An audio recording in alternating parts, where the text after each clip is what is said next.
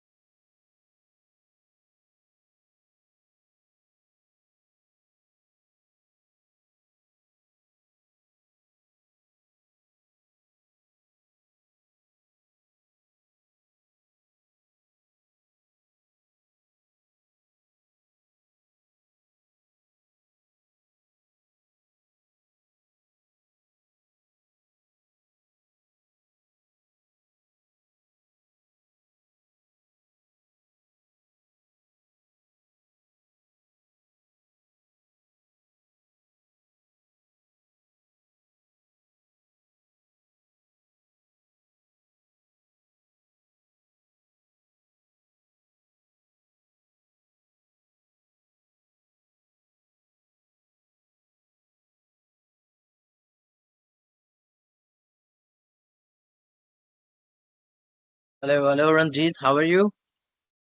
All good sir, आप सुनाएं कैसे हैं? बिल्कुल ठीक ठाक। Alhamdulillah. All right, everyone, we are going to start our webinar on the people analytics. First of all, let me introduce EHRCP. What is EHRCP and why EHRCP established? EHRCP basically एक platform है जो आप सबको free of cost learning और at a low cost learning provide करना चाह रहा है। साथ में networking events, picnic parties where HR professionals can network and share their new ideas and get their practices on the next level. There are many more agendas and plans of EHRCP which will be disclosed time to time. I'm sorry, my questions बाद में लूंगा. Really sorry about that. So this is our basic agenda for the initiative for starting monthly webinars, networking events, training programs. We have physical events scheduled for July as well. We have many networking events scheduled for July and August as well. So there are many more. Our website is under development, which will be ready by Monday. So hopefully you will book your events, your training programs, register for training programs, register for career counseling sessions on our website. Now let me pass to the Ranjit Kumar. And let me introduce Ranjit Kumar Saab. Ranjit Kumar Saab is a professional trainer. He has a vast experience of 10 years for trainings, and today he's going to give us training on people analytics. So Ranjit, over to you, please. जी, सबसे पहले अस्सलाम वालेकुम to everyone and thank you very much for having me. फान, बस मैं आपसे पूछना ये चाहूँगा कि जब हम टोटल टाइम हमारे पास कितना होगा उस हिसाब से हम अपने कंटेंट को यहाँ से डिस्कस करेंगे। और जो दोनों मैंने आपको मॉड्यूल्स भेज दिए हैं, आई रिक्वेस्ट यू कि तमाम पार्टिसिपेंट्स वगैरह व्हाट्सएप करें ताकि वो मुझसे सवालात कर सकें और मैं मैक्सिमम उनको आंसर कर सकूँ। Then we begin our show. For sure, Ranjit, मैं बिल्कुल सबके बाद अभी फॉरवर्ड करने लगा हूँ और then they will ask you, आप स्टार्ट करें। जी, जैसे कि आज आपको टॉपिक के हवाले से पता होगा कि आज हमने जो टॉपिक रखा है that is called people analytics and people analytics के हवाले से आज हम बात करेंगे। तो उसके साथ साथ मैंने एक 51 फार्मूला की शीट भी इनके साथ शेयर कर दी है। तो आज हमारा जो सेशन होगा उसका एक्सेल से और डैशबोर्ड से कोई ताल्लुक नहीं है, क्योंकि थोड़ा सा कन्फ्यूजन होगा आपको कि हम एक्सेल और डैशबोर्ड के हवाले से सीखेंगे। बट हम आपको आज जो टोटल इस सेशन के एंड तक, मुझे अपने आप पे भरोसा है और आई ट्रस्ट यू गाइस कि आप भी सवाल पूछेंगे। तो मैं सिर्फ 3 वर्ड समझाने के लिए आज सेशन आपके पास रख रहा हूँ। वो 3 वर्ड्स हैं, अगर आप लिखना चाहें, बीच में बात भी करना चाहें तो आप कर सकते हैं। The first word is matrices. Matrices क्या होती है इस पर डिस्कशन करेंगे। The second word is a KPI, की परफॉर्मेंस इंडिकेटर्स। आज हमारे सेशन में OKRS, ऑब्जेक्टिव की रिजल्ट नहीं है। जब इरफान साहब हमें दोबारा दावत देंगे तो इंशाल्लाह OKRS पे अलग से सेशन रखेंगे। और तीसरा वर्ड हम यूज करेंगे यहाँ पर पीपल एनालिटिक्स के हवाले से। अगर आप तमाम लोग साथ साथ नोट करें तो बड़ा अच्छा लगेगा। मैं चाहता हूँ आप बहुत सारे सवालात करें मुझसे। So the first word matrices, and second word that is called KPI, and a third word that is called people analytics. तो मैं चाहूंगा कि मैं थोड़ा सा आपको स्लाइड के हवाले से दिखाऊं। अगर आप मुझे एक्सेस स्लाइड दे सकें। यस,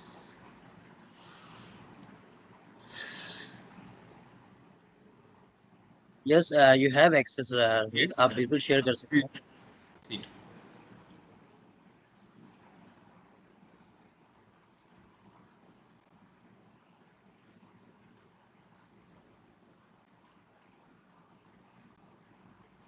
तो अगर हम थोड़ा सा पीपल एनालिटिक्स की हम बात करें तो people analytics is nothing but जो हम केपीआईज ऑफिस के अंदर कैलकुलेट करते हैं, और ऑफिस के अंदर जो हम केपीआईज की बात करते हैं उनके ट्रेंड एनालिसिस कैसे होते हैं। थोड़ा सा AIHR, हम उनके स्टूडेंट हैं और उन्होंने हमें एक ज़बरदस्त डॉक्यूमेंट सेंड किया। एग्जैक्टली वो डॉक्यूमेंट मैं आपसे भी शेयर करना चाहूँगा ताकि आपको आइडिया हो सके कि how people analytics is adding value in HR profession as well. ठीक है जी, जस्ट बस आप मुझे बताएं, आपको पीपल एनालिटिक्स की केस स्टडीज वाली स्लाइड्स दिखाई दे रही हैं जी? हेलो इरफान साहब, आपको दिखाई दे जी रही है स्लाइड? ओके। सो सबसे पहले अगर हम बात करें तो जो AIHR ने एक डॉक्यूमेंट प्रिपेयर किया, उस डॉक्यूमेंट के हवाले से उन्होंने कहा कि हम आपको अगर KPIs ठीक तरह से आप बनाते हैं या आप ठीक तरह से मैट्रिसेस की बात करते हैं तो आप पीपल एनालिटिक्स के थ्रू आप प्रिडिक्ट कर सकते हैं कि आपकी ऑर्गेनाइजेशन में कितने ऐसे लोग हैं, आने वाले वक्तों में कितने लोग अप्रॉक्सीमेटली क्विट कर सकते हैं। पहला एनालिटिक्स।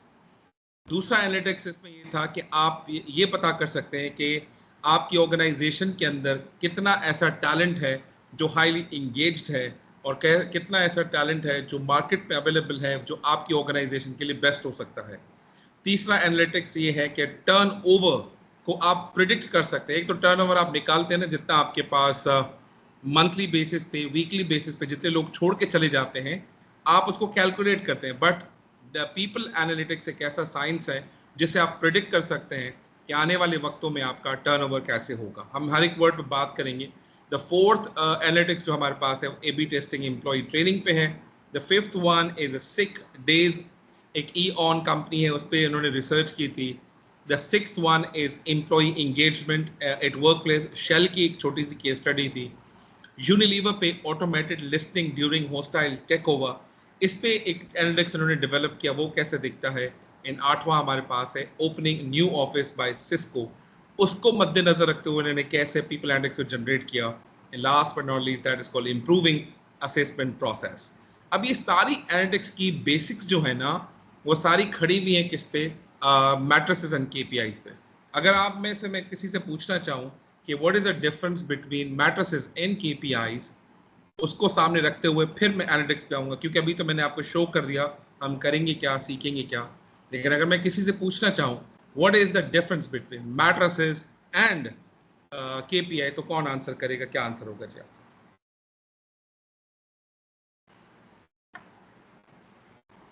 हेलो, कोई भी आंसर करना चाहे, कोई बात नहीं है।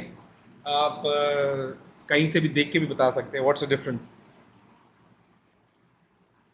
हेलो, एनीवन वॉलंटियर करें, कोई भी आप में से वॉलंटियर करना चाहे, ताकि फिर मैं आपको यहीं से एनालिटिक्स की बात करूँ जी। Can you please repeat the question? Okay, my question is, अच्छा आप बहुत एको हो रहा है। Okay, my simple question is, okay, what is the difference between the matrices and KPIs?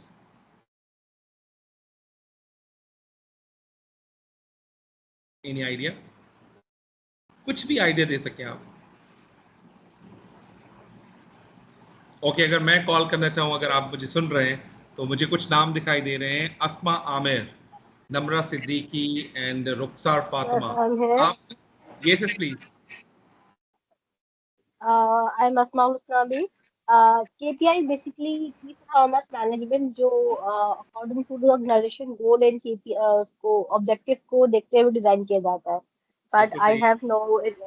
have no information about the metrics. कोई बात नहीं, हम थोड़ा सा इसको, बिल्कुल सही है, आप बिल्कुल सही जवाब दें। ओके, फॉर एग्जांपल अगर हम ऑर्गेनाइजेशन में बात करते हैं नंबर जी ऑफ, साहब, ये किसने, हाँ ये मोहम्मद मशहूद साहब, मशहूद, ये सर। सर रंजीत साहब, केपीएस जो होते हैं वो बिजनेस पे होते हैं, सर तो उस पे बेस करते हैं। और जो क्या कहते हैं मैट्रिक्स जो होते हैं वो बिजनेस एक्टिविटीज होती हैं जो उस पे बेस करते हैं। बिल्कुल बिल्कुल सही है। तो अगर हम आपसे पूछें कि मैट्रिसेस एंड केपीआईज, इन दोनों में से कौन से टर्म हैं जो पीपल एनालिटिक्स या एनालिटिक्स की तरफ ड्राइव करते हैं हमें, वो कौन होगा, मैट्रिसेस या केपीआईज? सर केपीआईज होते हैं वो मोस्टली जो होते बिल्कुल हैं, क्योंकि बिल्कुल केपीआईज सही। में वो उनके जो उनके जो होते हैं ना एम्प्लॉइज के क्या कहते हैं ऑब्जेक्टिव्स वगैरह को मैटर्स करते हैं, और केपीएस के थ्रू जो होते हैं ना वो जो बिजनेस के गोल्स को अचीवमेंट किया जाता है। अब मोस्टली बिल्कुल जो बिजनेस का कनेक्शन है और जो बिजनेस कनेक्शन है, जो बिजनेस गोल्स है ना वो एम्प्लॉइज के केपीएस के साथ अटैच कर दिए गए हैं। बिल्कुल सही है, जबरदस्त, एक्सेलेंट, आपने तो बिल्कुल सही जवाब दिया। मुझे लगता है आपको तो सीखने की जरूरत भी नहीं है। बाकी जो हमारे साथ लोग हैं हम उनसे थोड़ा सा यानी बात सर करना लर्निंग चाहिए। प्रोसेस तो चलता रहता है, सर लर्निंग क्या कह रहे प्रोसेस तो चलता रहता है इस मामले में। हैं? तो गुड मैं गुड, लर्निंग जबरदस्त। प्रोसेस तो चलता रहता है। नहीं नहीं, बिल्कुल ठीक है शफीक साहब, thank you very much for adding value into it. अगर आपके पास पेन और पेपर है तो मैं सिर्फ दो डिफरेंसेस में बताऊंगा। According to the smart KPI institute Australia, वहां का मैं सर्टिफाइड प्रैक्टिशनर केपीआई का हूं और मैंने ऑस्ट्रेलिया से रिसेंटली सर्टिफिकेशन किया है। वो कहते हैं मैट्रिसेस और केपीआई के अंदर एक डिफरेंस है कि अगर मैं कहता हूं कि नंबर ऑफ यूनिट सोल्ड, या मैं कहता हूं कि मैंने एक दिन में कितना सेल्स किया, और फिर मैं कहता हूं दूसरे ही स्टेटमेंट के अंदर मेरी कल और आज के बीच में जो मैंने सेल्स की है उसकी ग्रोथ क्या है, या फिर मैंने पिछले साल और इस साल दोनों को कंपेयर करूं तो उसकी सेल्स की ग्रोथ क्या है। when we talk about the growth of sales and we talk about number of sales जो हमने यूनिट सेल किए हैं, इन दोनों को अगर हम इन डेप्थ देखें, कौन सी ऐसी चीज है जो हमारी कंपनी के ऑब्जेक्टिव से अलाइंड है, कौन सी ऐसी चीज है जो हमारी कंपनी के गोल के साथ अलाइंड है, वो ये है कि कंपनी ग्रो किस हिसाब से कर रही है, कितना हम माल बेच रहे हैं, कितने यूनिट्स हम बेच रहे हैं। This is not the just company objective. So हमें सबसे पहले ये डिसाइड करना पड़ेगा या टॉप मैनेजमेंट से डिफाइन करवाना पड़ेगा कि सर कौन से ऐसे नंबर्स हैं जो टॉप मैनेजमेंट के लिए बहुत इंपॉर्टेंट है, कौन से ऐसे एरियाज हैं जो सेठ के लिए बहुत इंपॉर्टेंट है। नंबर वन, सेठ कहता है कि यार मेरे लिए फाइनेंशियल परफॉर्मेंस की ग्रोथ इंपॉर्टेंट है, अगर वो अचीव हो जाती है तो ये मेरे लिए मेरे कंपनी के गोल के लिए बहुत इंपॉर्टेंट होगा। कुछ कंपनियां कहती नहीं यार फाइनेंशियल मसल्स को छोड़ो, let's talk about customer delight, let's talk about customer development, let's talk about customer portfolio. तो उनके लिए जो नया कस्टमर डेवलप होगा वो उनकी केपीआई होगा। नाउ कुछ कंपनियां कहती हैं नहीं यार ऐसा करते हैं, let's talk about operational excellence. कुछ कंपनियां कहती हैं कि हमारे ऑपरेशंस हैं वो स्मूथ हो जाने चाहिए, उनमें हम इनपुट कम लगाएं और उनका आउटपुट बहुत ज्यादा आए, तो वो शायद कंपनी का एक ऑब्जेक्टिव का पार्ट होगा। And the fourth one which is very important now days, that is called people management. कुछ लोग कहते हैं कि यार बात सुने, हमें बाहर से लोगों को हायर मत करो, विद इन द कंपनी लोगों को ट्रेन करो और उन्हीं को ही हमारी सी लेवल पे तक पहुंचा दो। अब ये जो चार चीजें मैंने बात की है ना, फाइनेंशियल परफॉर्मेंस, कस्टमर डेवलपमेंट और operational excellence and fourth people management, इन चारों में से ये चार भी कंपनी की ऑब्जेक्टिव और कंपनी के गोल हो सकते हैं। अगर ये चारों गोल्स हैं, इन चारों गोल्स को मद्देनजर रखते हुए कंपनीज अपनी केपीआईज डिसाइड करते हैं। तो आइए जी, what do you mean by the word KPI? KPI एक ऐसा न्यूमेरिकल वैल्यू है कंपनी में, केपीआई एक ऐसा न्यूमेरिकल वैल्यू है जो हमें अपनी ऑर्गेनाइजेशन की गोल की तरफ, ऑब्जेक्टिव की तरफ, टारगेट की तरफ ट्रैक करने में मदद करता है। फॉर एग्जाम्पल, अगर मैं कहता हूं कि आज मुझे 400 अरब रुपए की सेल्स चाहिए, तो आज हम कहाँ हैं, हम कहाँ जाएंगे और कैसे जाएंगे, तीन सवाल कंपनी हमसे पूछती है। अगर हमें तीन सवालों के जवाब दे पाते हैं तो समझ लीजिए now we have developed a KPI. और अगर हम केपीआई की थोड़ी सी बात करें, so there are two types of KPI. The number one is called leading KPI, another one is called lagging KPI. अब लीडिंग एंड लेगिंग केपीआई को सामने रखते हुए we develop people analytics. Lagging KPI is more towards कि आपका cause क्या था, यानी कि वो पास्ट टेंस में जो एक्टिविटी हुई थी वो क्या थी। एंड दूसरा लीडिंग केपीआई मींस ऐसी केपीआई जो आपको फ्यूचर का ट्रेंड बताएगी कि आज आपने जो भी एक्टिविटी की है उस एक्टिविटी को मद्देनजर रखते हुए फ्यूचर में आप कहां जाएंगे। सो एनालिटिक्स के लिए हमारे पास दो केपीआईज का डेटा का होना बहुत बहुत जरूरी है। One is called lagging KPI, other is called leading KPI. लेगिंग केपीआई का मतलब 2023 का डेटा भी होना चाहिए और लीडिंग का मतलब है 2024 का डेटा आपके प्रेजेंट में अवेलेबल हो। तो 2023 और 2024 को मद्देनजर रखते हुए यू प्रेडिक्ट 2025, 26 और 27। जब मैंने जैसे ही बात की 25, 26 एंड 27, यहां आपका एनालिटिक्स काम आता है। और analytics is only a science which teaches us based on KPIs आप ऑर्गेनाइजेशन का फ्यूचर कैसे प्रेडिक्ट कर सकते हो, या फिर on the basis of KPIs data आप कंपनी के पीछे 5 साल कैसे गुजरे थे उसका ट्रेंड एनालिसिस निकाल सकते हो। और आने वाले 5, 8, 10 सालों में ऑर्गेनाइजेशन के साथ क्या होगा यू कैन प्रिडिक्ट। और जो आप प्रिडिक्ट कर रहे हैं क्या वो सही होगा या गलत होगा। सो आपको बताते चलें कि जो डेटा अवेलेबल है सिर्फ वही प्रिडिक्ट हो सकता है, फ्यूचर में होगा क्या it is a purely godly things and divine things, वो आगे जाके क्या हो सकता है। और जिस तरह का डेटा हमारे पास अवेलेबल है केपीआईज का उसको मद्देनजर रखते हुए वी कैन डिस्कस कि फॉर एग्जांपल लास्ट ईयर हमें 40 साल की उम्र से ऊपर लोग, हमें 13 लोग छोड़ के चले गए थे, आने वाले वक्तों में कितने लोग छोड़ के चले जाएंगे, तो वो डेटा आपको आंसर करता है। लोग समझते हैं कि एक्सेल के अंदर डेटा डाल के हम प्रिडिक्ट कर सकते हैं।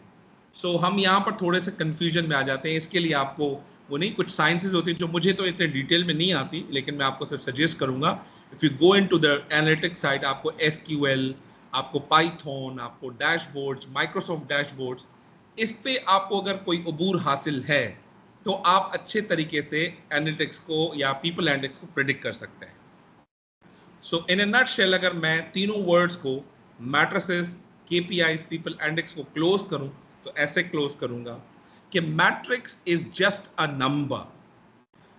जिस नंबर पे हम कोई प्रिडिक्शन ना कर सकें और हमें ये भी ना पता हो कि उस नंबर का कंपनी के ऑब्जेक्टिव के साथ क्या अलाइनमेंट है। So metric is just a number but it doesn't tell us any direction for the company. Now we can talk about KPIs. KPI is a number which tells us the direction of the company कि हम क्या काम कर रहे हैं, वो काम measurable है या नहीं है, measurable है तो उससे क्या result आएगा। But people analytics is basically combination of both matrices and KPIs plus trend analysis of that KPI is called people analytics. यहां मेरे 3 वर्ड्स खत्म होते हैं जी। कोई सवाल, ताकि फिर हम एक दो फॉर्मूला पे आएंगे और फॉर्मूला पे डिस्कशन करेंगे, then will wind up the show. Please ask me any question. कहीं ऐसा तो नहीं है कि पता नहीं क्या हो गया। Yes please ask question. Sir या मेरा एक क्वेश्चन है कि लैकिंग केपीआई जो है वो तो प्रॉपर मुझे समझ में नहीं आया। ओके मैं ऐसा करता हूँ, अस्मा बात कर रही है हमसे। यस यस अस्मा में। ओके अस्मा ऐसा करते हैं, आप यस तमाम लोग जितने भी लोग हैं मैं चाहूंगा ये 5 वर्ड्स लिखें ताकि मैं अस्मा को एक लेमैन एग्जांपल से समझा सकूं।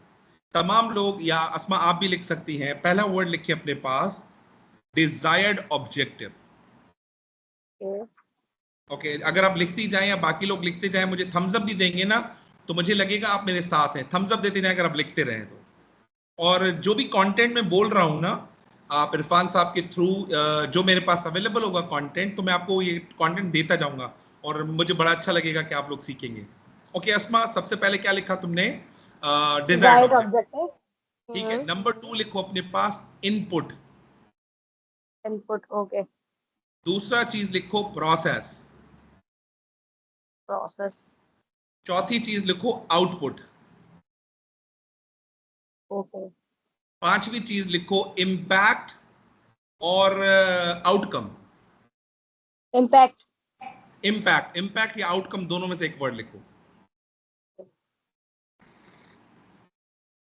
डन।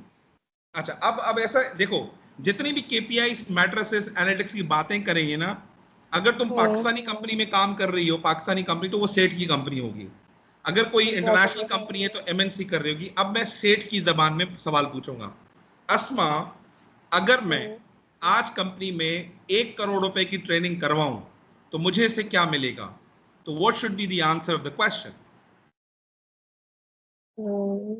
स्टाफ ट्रेन होगा तो वेल परफॉर्म करेगा। Very good.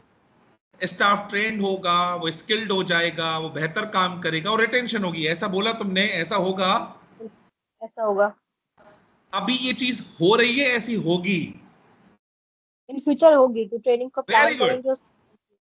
सो ये फ्यूचर होगी। It means the desired objective जो आज आपने डिसाइड किया है, उसका आउटकम एंड इंपैक्ट क्या होगा कि लोग ट्रेन होंगे, रिटेन होंगे, छोड़ के नहीं जाएंगे।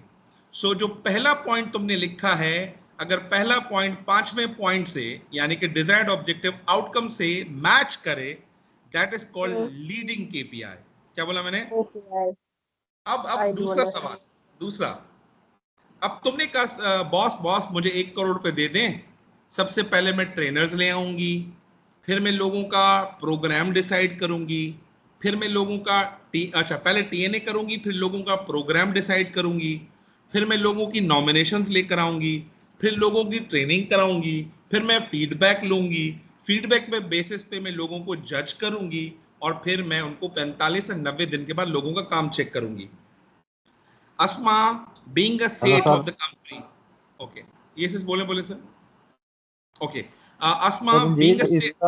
Yes, yes. Yes, yes, बोले सर सर. इस तरह तो जो आप ये लीजिंग का बता रहे हैं, ये तो ज्यादा, इसमें डेवलपमेंट कम होती है, इसमें तो जैसे ये पेपर वर्किंग पे रह जाता है नहीं ज्यादातर नहीं, लीजिंग पे, रखिए क्योंकि रखिए, ये आप इसमें आप हमारा तो आउटपुट निकल ही नहीं पाता है। आप कौन बात करें जी? ठीक बात कर रहा हूँ सर मैं। अच्छा, शफीक साहब, मुझे अस्मा ने एक सवाल पूछा है, मैं उसको लीडिंग और लेगिंग का जी डिफरेंस समझा। मैं, आप मुझे सवाल पूछेगा, मैं आता हूं आपकी तरफ। चलें, ठीक है, ओके। ठीक है। अच्छा अस्मा, ट्रेनिंग करवाना, फीडबैक फॉर्म भरवाना, लोगों से ट्रेनिंग प्रोग्राम की शीट्स भरवाना, प्रोग्राम खत्म हो जाए तालियां बजवाना, खाना खिलाना, इज इट सेठ की requirement? Yes or no? No. No. It means trainer को तुमने बुलाया, वो इनपुट था, तुमने ट्रेनिंग कंडक्ट कराई तो वो प्रोसेस था, लोग कुछ सीख के चले गए, उसका कोई इंपैक्ट आया नहीं आया मुझे नहीं पता, तो तुमने कोई ना कोई आउटपुट निकाला होगा। नाउ लीडिंग केपीआई और लेगिंग केपीआई क्या होती है? लेगिंग केपीआई मींस जब तुम इनपुट डालो, प्रोसेस अपना पूरा करो और आउटपुट आए, लेकिन उसका आउटकम अभी तक निकला नहीं है और मेजर भी नहीं हुआ, that is called lagging KPI. Lagging KPI means what you do, the operation, it doesn't bring the result as per the need of state of the company. That is called what? Lagging KPI. Lagging KPI means anything that you did in the past. And leading KPI, जो तुमने past में किया है उसके basis पे जो future में result आएगा, that is called leading KPI. Thank you so much. Okay, एक और, अब ये हो गया वो बहुत ही कड़वा एग्जांपल ना, कॉर्पोरेट एग्जांपल। एक और अच्छा सा एग्जांपल। अच्छा, आपकी एजुकेशन क्या है? मास्टर्स। मास्टर्स कब किया आपने? अभी कर रही हूँ, जुलाई में लास्ट पेपर है। सो जो तुम अभी मास्टर कर रही हो, ये मास्टर करने के बाद जो फ्यूचर में तुम्हें एचआर की अच्छी नौकरी मिलेगी या एचआर बीपी की नौकरी मिलेगी, एचआर बीपी की नौकरी मिलना is a leading KPI. The masters that you are doing right now is a lagging KPI to achieve that job. Are you getting it? So masters की classes लेना is input, तुम्हें उसके exam देना process, उसका result आएगा paper में, कुछ ना कुछ वो आउटपुट है, लेकिन ये तब तक आउटकम नहीं होगा जब तक तुम्हें डिजायर्ड एचआरबीपी की नौकरी ना मिल जाए। Thank you so much. Okay, और थैंक यू वेरी मच। और इस पूरी कहानी को जो तुमने मुझसे पूछी, मैं जवाब दिया, 5 पॉइंट्स बताए, आप इसको कहीं पे गूगल पे टेस्ट कीजिएगा। This is called VFA analysis, value flow analysis. Okay. Any more question? फिर अगर कोई क्वेश्चन है मुझसे अभी पूछे, हाथ रेज करके आप बात करें, फिर हम क्या करते हैं 51 फॉर्मूला पे चलेंगे। 51 फॉर्मूला को मैट्रिक्स में कैसे पढ़ेंगे, केपीआई में कैसे पढ़ेंगे और एनालिटिक्स में कैसे पढ़ेंगे, मैं एक छोटी सी केस स्टडी कराऊंगा और मैथमेटिकल क्वेश्चन कराऊंगा एक। जी कोई सवाल आप इरफान साहब, आप कोई किसी से पूछे सवाल? इफ्तिखार अहमद साहब हैंड रेज किया हुआ है, कोई सवाल पूछना चाह रहे हैं शायद। जी इरफान साहब, इफ्तिखार साहब कोई सवाल आपका? जी जी रंजीत साहब क्या हाल है, खैरियत से हैं? ये मैंने रेज किया था जब आप हमें ये 5 वर्ड्स लिखवा रहे थे कि जी मैं लिख रहा हूँ। वैसे मैं एक क्वेश्चन करना चाहूँगा, जो जितने भी हमने एनालिटिक्स की बात की, ये उन ऑर्गेनाइजेशंस में होता है जो अच्छे से स्ट्रक्चर्ड हों, थोड़ी सी थोड़ी सी स्ट्रक्चर्ड हो, ज्यादा अच्छी स्ट्रक्चर्ड भले से ना हो, बट वहां जाके हमें मसला आता है जब आप किसी एक ऑर्गेनाइजेशन में जाते हैं और वहां कुछ नहीं होता, बिल्कुल बेयाबान होता है, और वो सेठ साहब जो हैं वो एक्सपेक्ट कर रहे होते हैं एचआर से कि वो आसमान से तारे तोड़ के लाएंगे। वहां जाके बंदा, और फिर उनसे आप पूछें कि आपका प्रीवियस डेटा, तो डेटा बिल्कुल स्कैटर्ड पड़ा होता है और वो सारी चीजें इस तरह होती हैं कि आपको समझ नहीं आ रही होती कि शुरू कहाँ से करें और क्या ना करें। तो ऐसे के लिए वैसे मैं आपसे एक टिप लेना चाहूंगा कि ऐसी सिचुएशन में आप क्या सजेस्ट करते हैं, क्या करना चाहिए बीइंग एन एचआर प्रोफेशनल? जबरदस्त सर, मैं आपको बताऊं, कराची के अंदर ना मैं अभी कल मेरी 5वीं असाइनमेंट शुरू होगी। मैं मुस्तकीम डाइंग, एक कंपनी है टेक्सटाइल कंपनी, मॉर्गन केमिकल्स, हमदर्द रूह अफ़ज़ा वाली कंपनी, और कल मैं यूएसए, पाकिस्तानी कंपनी यूएसए वाले काम करते हैं। तो इन सेठों के साथ बैठोगे ना तो सेठ ना अपनी ख्वाहिश जाहिर करते हैं। एक बात याद करें इफ्तिखार अहमद साहब, कोई भी काम करना हो, सेठ को लूप में लेकर करना हो तो सेठ सिर्फ 2 ज़बानें समझता है। नंबर 1, मैं पीपल एनालिटिक्स, डेटा एनालिटिक्स करूं तो मुझे क्या मिलेगा, नंबर 1। नंबर 2, क्या आरओआई आती है निकालना तुम्हें? अगर मैं तुम्हें अलाउ कर दूं, डेटा बनाओ, डेटा का सिस्टम खरीदो, चीजें करो, मुझे इसका रिटर्न ऑन इन्वेस्टमेंट क्या मिलेगा? जिन एचआर को ये दोनों सवाल के जवाब नहीं आते, सेठ उसकी जिंदगी अजीरन बना देता है, अड़ जाता है। आइए मैं सवाल का जवाब दे दूं अब आपको कि मुझे शुरू कैसे करना पड़ेगा। क्या आपकी कंपनी में कितने लोग हायर हुए, कितने लोग छोड़ के चले गए, एफएनएफ का डेटा, एम्प्लॉय एग्जिट का डेटा, क्या ये 4 डेटा तैयार होते हैं, बनते हैं? सर मैं जिसमें प्रीवियस ऑर्गेनाइजेशन में था, वहां ये चारों डेटा मैं खुद बनाता था। जबरदस्त। अगर आप इंटरव्यू मैं जरा एक्सप्लेन कर दूं। एग्जिट इंटरव्यू मैंने कंप्लीट डिजाइन किया, उसको किया, तकरीबन मैंने कोई 2000 एम्प्लॉइज का उसके ऊपर डेटा लिया। पिछले 4-5 साल का जो हमारे सेपरेशन होती है, टर्नओवर का डेटा जिसको कहते हैं, वो मेरे पास था। पिछले 5-6-7 साल का मेरे पास इंडक्शन जितनी भी हो रही थी मेरे टाइम के बाद, वो सारा मेरे पास ऑर्गेनाइज था। मेरे पास पेरोल से रिलेटेड 5 साल का डेटा है, उसका ट्रेंड एनालिसिस वो मेरे पास थे। थोड़ा सा मुझे वो स्किल्स अल्लाह ने दिए हैं कि मैं थोड़ा ज्यादा नहीं, बट बिगनर लेवल का एक्सेल और पावर बीआई में यूज कर लेता हूँ। तो थोड़ा सा मैंने उसके ऊपर कुछ डैशबोर्ड बनाने की कोशिश की। बट अब करंट जो चैलेंज है मेरे लिए, मैंने एक नई कंपनी ज्वाइन की और मैं एडवेंचर किस्म का बंदा हूँ, तो मैं इस सोच के साथ गया कि यहाँ नई कंपनी और कुछ डेवलप करना है मुझे, और मैं डेवलप करूंगा जाके इनके साथ, क्योंकि इंटरव्यू में उनके क्वेश्चन ऐसे ही थे। अब यहाँ पर ना तो आपके पास पिछला कोई हायरिंग का डेटा है, ना इनके कोई रिजाइन का डेटा है, ना इवन बड़ी मुश्किल से मैंने इनके पेरोल्स इकट्ठे किए हैं, क्योंकि ये 3-4 कंपनीज हैं और स्कैटर्ड चल रही है। वो मैं अब गैदर करने की कोशिश कर रहा हूँ, but right now I don't have any kind of data unless कि मेरे पास अभी सिर्फ एम्प्लॉइज का डेटा आया है और मेरे पास सिर्फ पेरोल का कुछ, वो भी 1-2-3 माह का डेटा आया है, कि मैं थोड़े से उनके ट्रेंड देख सकूं, डेजिग्नेशन कैसे दे रहे हैं इनकी। इफ्तिखार साहब, जी इफ्तिखार साहब, मैं आपकी पूरी बात समझा। नई कंपनी की अभी फिलहाल बात नहीं करते, नई पे हम बात करें। पुरानी कंपनी में आपके पास ये सारे डेटा थे, तो उन डेटा को निकालने के बाद, कोरिलेशन, रिग्रेशन करने के बाद, आपने कोई फाइनेंशियल इंपैक्ट मेजर किया? यस, अभी यस और नो में जवाब दीजिएगा। क्या आपने उसका फाइनेंशियल इंपैक्ट मेजर किया कि कितने लोग छोड़ के जा रहे हैं, कितने लोग आ रहे हैं? Did you measure a financial impact on the company? Yes or no?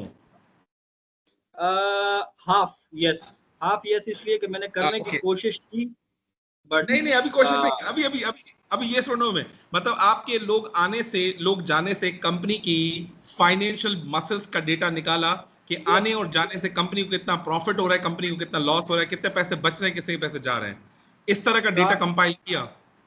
नहीं कर सका। मैं कास्ट अभी एनालिसिस करने जा रहा था, नहीं किया। इफ्तिकार भाई, अभी रुके इफ्तिकार भाई। दूसरा, आपने पेरोल का डेटा वहां पर 5 या 7 साल का रखा, तो उस 5 साल के 7 साल के पेरोल के डेटा से क्या आपने बजट वेरिएंस +-5% या +-10% का डेटा निकाल के बॉस को, सेठ को सामने दिया कि सर ये 5-7 साल का डेटा है और ये मेरे पास वेरिएंस का डेटा है और इस डेटा पे हमें ये फायदा हुआ है, ये नुकसान हुआ है? Did you speak that language to the boss? Yes or no? मैंने निकाल के दिया, बट लेकिन डिसीजन नहीं लिया। कोई बात नहीं। तीसरी बात, जब लोग आपके पास आ रहे थे, मींस इंडक्शन का डेटा, लोग आपके पास आ रहे थे तो 30 डेज में कौन छोड़ के गया, 60 डेज में कौन छोड़ के गया, 90 दिन में कौन छोड़ के गया, या कंफर्म होने से पहले किसको निकाला गया, या साल के अंदर कौन छोड़ के चला गया, इसका कंपनी की ब्रांड इमेज, ब्रांड वैल्यू, या फिर पॉजिटिव प्लस माइनस जो फाइनेंशियल इम्पैक्ट या कस्टमर इम्पैक्ट, ऑपरेशन इम्पैक्ट या पीपल मैनेजमेंट इम्पैक्ट, क्या आपने सेट को कभी डिस्कस किया है, अपने लाइन मैनेजर को डिस्कस किया कि यार इस डेटा से ना ये प्लस माइनस का फर्क पड़ रहा है हमारी कंपनी में? Did you measure that? नहीं, मैं मतलब इतने एनालिटिक्स, इतने कोरिलेशन मैंने नहीं निकाले। सो मैं आज तुम्हें 51 फॉर्मूले देने जा रहा हूं और तुम इसको सॉल्व करना और मेरे से कभी भी इस सेशन के बाद में बात करना। अगर आपका सेट आपका मुरीद ना बन जाए इस डेटा के बाद पैसे वापस, एक बात याद रखिएगा, अगर मैं मर्सिडीज बैंड्स दिए क्यों ना बना दूं, अगर सेठ को उसमें चवन्नी नहीं दिखा रहा कि चवन्नी आपको फायदा कर रही है, अगर मैं कोई जहाज खरीद के सेठ को ये ना बताऊं कि आपको 100 रुपए बच रहे हैं, seth will never ever listen to my language. That's it, period, खत्म। सही, ठीक। सो हाँ, तो हमने जो डेटा बना के रखा था ना इफ्तिखार भाई, वो मैट्रिसेस था, वो केपीआईज भी नहीं था, डेटा इंडेक्स तो था ही नहीं। नंबर लगा के डेटा बना के 5 टेराबाइट का डेटा जमा करके उस पर कोई मैंने financial impact, customer impact, internal customer impact, operation impact, people management impact नहीं दिखाया, that data is merely just a matters for me, is not a KPI and not analytics for me. Hope I answered your question. Yes, yes. Okay, so हम क्या करते हैं, कोई और सवाल है तो फिर मैं इफ्तिखार में मैं ये फॉर्मूला की लिस्ट मैंने इरफान भाई को दी है, ये फॉर्मूला ले लें, और मेरा वो इंटरनेशनल राइट्स खत्म हो गए और मैं अभी अगस्त में दोबारा राइट्स परचेज करूंगा, मैं आपको राइट्स भी दे दूंगा, आप खेलिएगा पूरा डेटा से। Okay, thank you. ठीक है इरफान भाई, मैंने फॉर्मूलाज में चैट में शेयर कर दिए हैं आप सबके। क्वेश्चन चैट खोलें, चैट खोल लिया जी sir. It's KPI pyramid. Mavish, okay, Mavish मैं आपके सवाल पूरा समझा नहीं, अगर आप मुझे समझा दे तो। हिफ्जा थैंक यू, उस्मान साहब थैंक यू। माविश आप मुझे सवाल पूछेंगी ना, मुझे अच्छा लगेगा, because I can't understand it's KPI pyramid.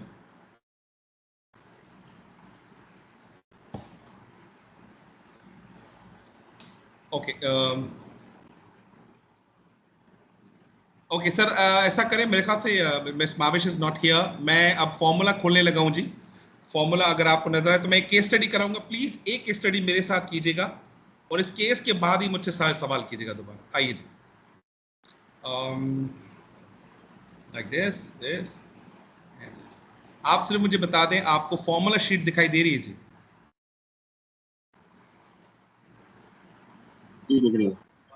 Okay, सो ये HR मैट्रिसेस हैं, इसको कन्वर्ट करेंगे हम केपीआई की फॉर्मेट में, इसको हम कंपेयर करेंगे थोड़ा सा एनालिटिक्स के साइड में। आपको उल्टे हाथ पे रेवेन्यू पर एम्प्लॉय नजर आ रहा है जी? सर मुझे नजर नहीं आ रही फॉर्मूला शीट। नजर नहीं है? इरफान साहब आप सबसे कंफर्म तो करें, इरफान साहब। जी जी, मुझे नजर आ रही है, दिख रही, क्लियर है। अब आई, सबको आ गई, स्क्रीन शेयर आ गई, काइंडली कंफर्म कीजिए। यस नजर आ रही है। नो नहीं, मुझे नहीं। सर मुझे मुझे नहीं नजर आ रही है। सर अगर किसी को नजर नहीं आ रही तो उनका इंटरनेट का इशू होगा, बाकी क्लियर है स्क्रीन। तो बाकी क्या नाम है, क्या नाम है इरफान साहब, इनको फिर व्हाट्सएप या ईमेल कर दीजिएगा। फिलहाल हम आगे बढ़ते हैं। ओके जी, यस, आइए मैं एक केस स्टडी आपको कराऊंगा। पेन और पेपर होना बहुत बहुत जरूरी है, क्योंकि ये बड़ा मजेदार चीज है। आपको बड़ा अच्छा लगेगा कि हम सेठ की जबान में बात कैसे करें, ठीक है। सो कौन सा फॉर्मूला लें? जर्नल वर्कफोर्स, रिक्रूटमेंट का मैटर्स। रिक्रूटमेंट पैसा नहीं बनते ना इसमें, ऐसा नहीं करते हम। आइए जी, ये वाला करते हैं। आप उठाएं जी रेवेन्यू पर एम्प्लॉई, और इसका फॉर्मूला है total revenue divided by total number of employees.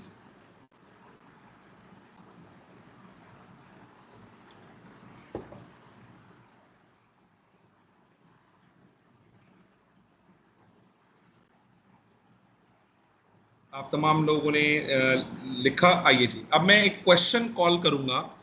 उस क्वेश्चन को मैट्रिक्स, केपीआई और एनालिटिक्स की शक्ल में हम आंसर करेंगे। क्या आप तमाम लोग मेरे साथ हैं? अगर मेरे साथ हैं प्लीज थम्स अप शो करें, तो मैं अभी आपको क्वेश्चन लिखवाऊंगा एक। वेरी गुड, ओके जी, please write down a question.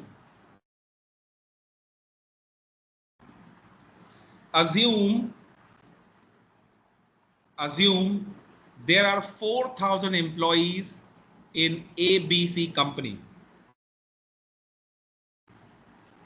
Assume there are 4,000 employees in the company, and company earns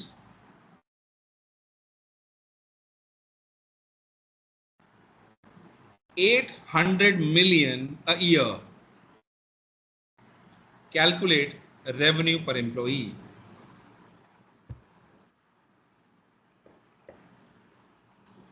$800 million. Total employee 4,000 हैं, 800 मिलियन का रेवेन्यू जनरेट कर रहे हैं। तो रेवेन्यू पर एम्प्लॉय निकालें, कैसे निकलेगा? फॉर्मूला लिखा हुआ है सामने।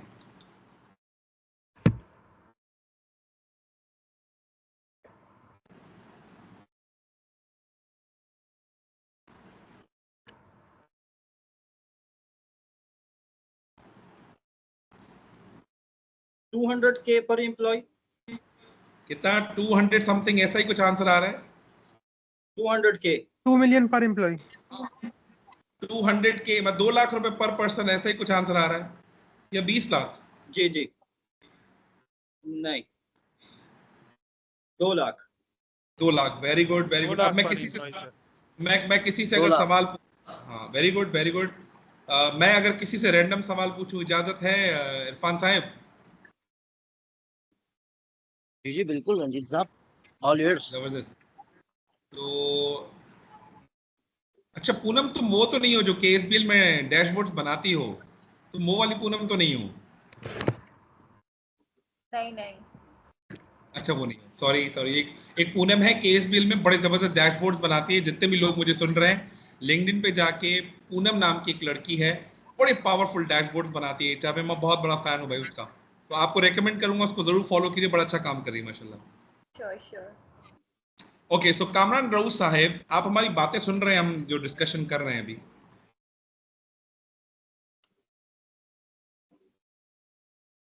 ओके, मोहम्मद मशहूद साहिब, आप हमें सुन रहे हैं जी?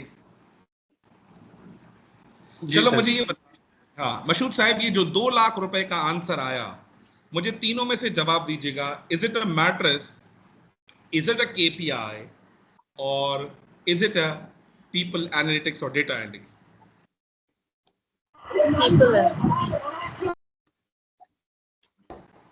अच्छा, बाकी ऐसा लोग करें, बाकी सब लोग अच्छा उसमें लिखें, इसमें वो उसमें चैट बॉक्स में लिखे वाला, ठीक है, चैट बॉक्स में लिखें what is this. No idea sir. कुछ भी जो आंसर आता लिखें, तीनों में से कोई चीज तो है। It's data analytics। KPI No, it's data analytics।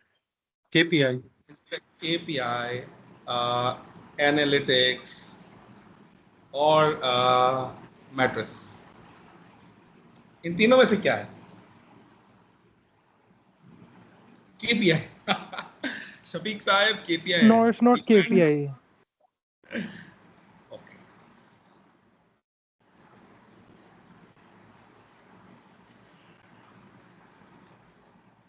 Hifza Ali आप आईबिक्स वाली हो या कोई और हो? Hifza?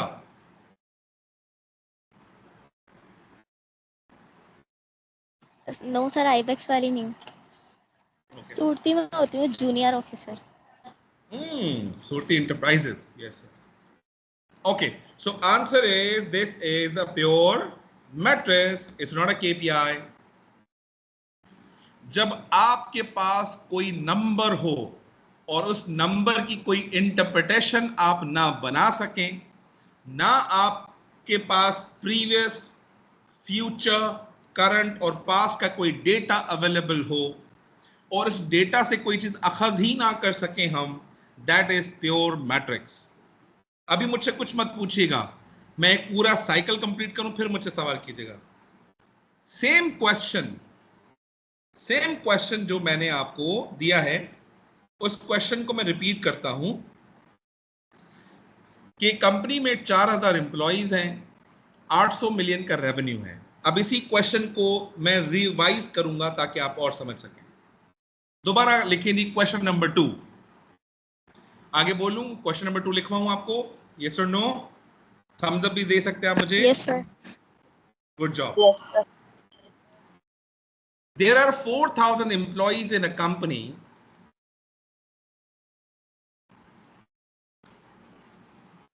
And company earns 800 million in a year.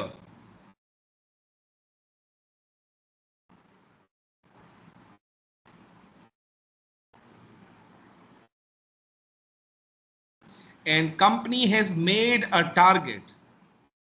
Company has made a target to reach 4 lakh रुपए पर person per year.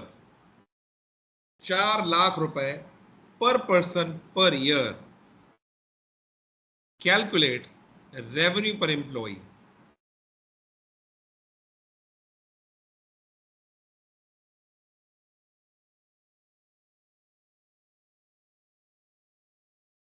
Calculate revenue पर एम्प्लॉय। ओके जी,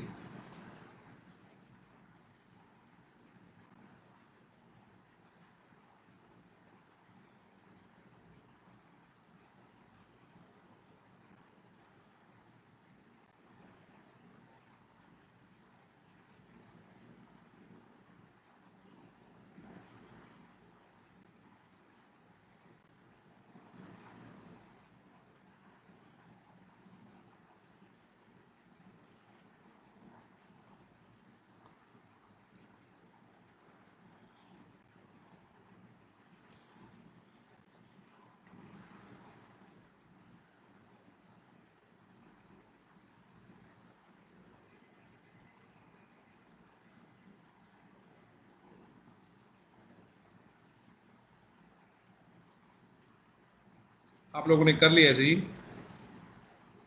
Means 160 million per year. नहीं 4000 1600 million। बिल्कुल। नहीं ऐसा नहीं, मैं दोबारा रिपीट कर रहा हूँ।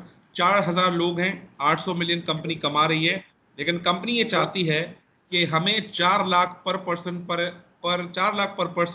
पर ईयर होना चाहिए। सो मुझे बताएं कि आपने क्या किया, बस जो कुछ किया है मुझे बताएं आप।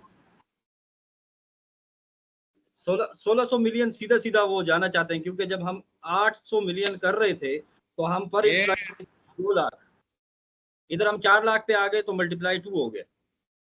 तो आपने कैसे किया? आपने किया होगा 4000 नीचे उसको मल्टीप्लाई किया आपने 4 लाख से, ऐसा ही है?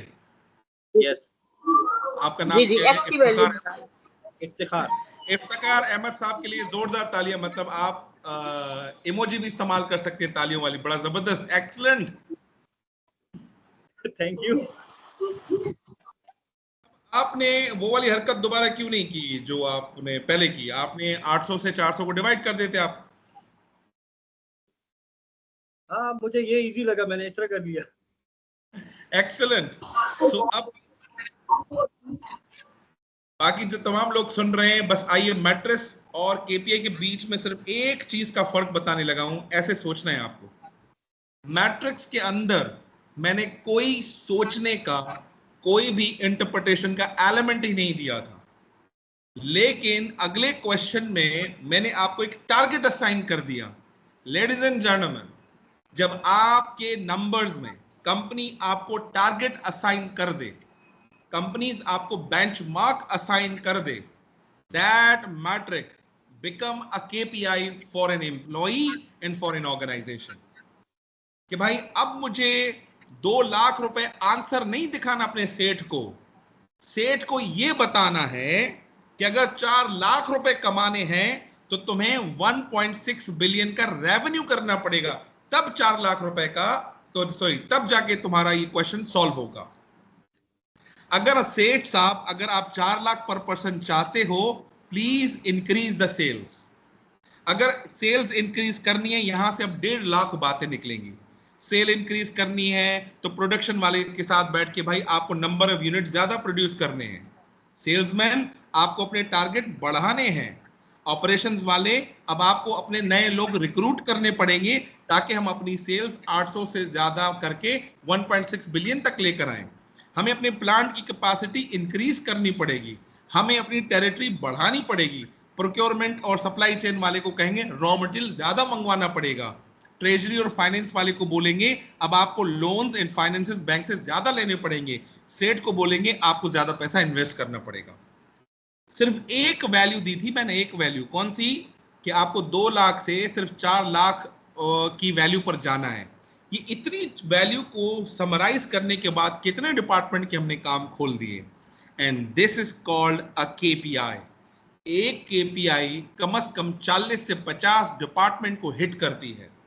जैसे ही ये 1.6 बिलियन का सेल्स निकल के आएगा और सेठ बोलेगा मेरे को 1.6 बिलियन चाहिए, क्या प्रोडक्शन वाले का काम नहीं बढ़ेगा, सेल्स वाले का काम नहीं बढ़ेगा, आईटी का काम नहीं बढ़ेगा? तो इस सेल्स के नंबर से पूरी कंपनी अपनी केपीआईज को एडजस्ट एंड मॉडिफाई करना शुरू कर देगी। आइए इसको समराइज करते हैं। Metrics is just a number. उस नंबर के अंदर टारगेट वर्ड डाल दीजिए, that metric become a KPI. This is the understanding from my side. Any question so far?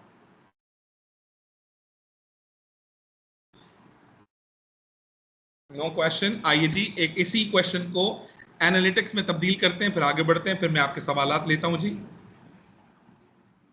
Excuse me, Rana Naveed साहब आई गेस कुछ सवाल करना चाह रहे हैं। राना नवीद साहब, यस प्लीज। जी अस्सलाम वालेकुम। अच्छा, ये मैंने ये पूछना था कि अब जैसे पहले रेवेन्यू जो था वो 800 मिलियन था, अब हमने इसको इंक्रीज किया बेसिकली, तो हमने इंक्रीज 800 मिलियन की है इसमें ना? हाँ हाँ, तो बेसिकली वो किस तरह होगी, उसके लिए क्या करना होगा? सिंपल करते, सिंपल। हाँ, आपने फॉर्मूला लिखा? फॉर्मूला लिखा जी, फॉर्मूला लिखा। अच्छा, इस फॉर्मूले में जैसे मैथ्स में ना डेटा मिला होता है एक्स एक्स का नंबर, सेठ साहब का टारगेट था। सेठ साहब क्या चाहते हैं, 2 लाख पर पर्सन चाहते हैं या 4 लाख पर पर्सन चाहते हैं? वो 4 लाख पर पर्सन। सेठ साहब जब 4 लाख रुपए चाहते हैं तो सेठ साहब को मुझे बताना पड़ेगा, इफ यू वांट 4 लाख रुपए पर person, you need to increase the sales by 1.6 billion. आप ये बता सकते हैं 1.6 बिलियन की होगी, लेकिन इंक्रीज कितना हुआ? 800 मिलियन का मजीद इंक्रीज करना है। 800। डेटा एक ऐसी चीज है जिसमें से जहां से पकड़ेंगे ना आप, वहां से एक नया कट्टा खुलेगा। सो अब आपने क्या कर दिया, कौन सी, अब एचआर कौन सी लैंग्वेज बोल रहा है? एचआर सेठ की जबान बोल रहा है या एचआर ऑपरेशन की जबान बोल रहा है? बिल्कुल सेठ की जबान बोल रहे हैं। तो वो जब आप सेठ की जबान बोलेंगे, सेठ आपका मुरीद है जी। आइए अब एनालिटिक्स की बात करते हैं, एनालिटिक्स की बात करते हैं, ठीक है जी। आइए द सेम क्वेश्चन को क्वेश्चन नंबर 3 कर दें अपने पास। स्टार्ट करूं जी? आप थम्स अप देंगे तो मैं स्टार्ट करूंगा।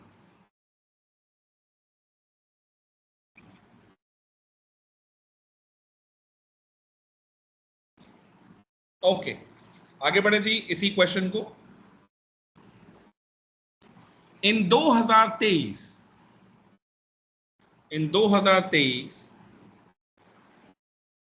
पर एम्प्लॉई रेवेन्यू वाज 2 लाख रुपए।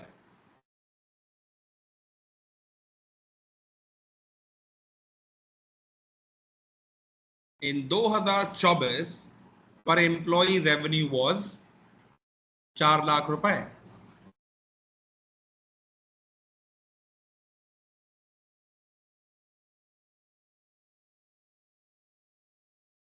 Now company has decided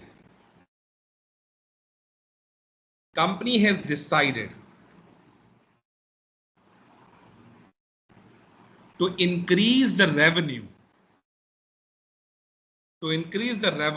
to 3.2 billion या 3200 मिलियन, जो भी आप लिखना चाहें.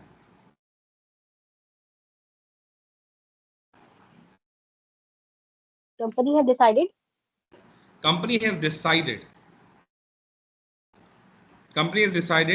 to generate 3.2 billion revenue या 3200 million revenue.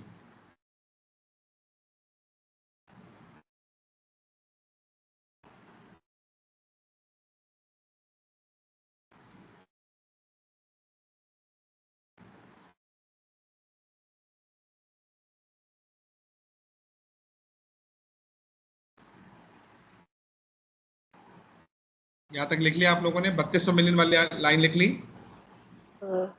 Yes, sir. And now they have decided to reduce the number of employees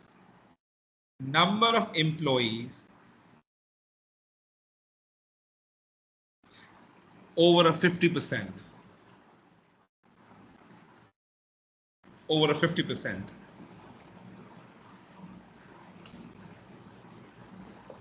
बताइए जी आंसर क्या होगा? डिसाइड कर रही है या कर दिया है 50%? Has decided to reduce. कर लिए डिसाइड करना चाहते हैं. कर रही है. Now calculate the per employee revenue after reduction 50% employees.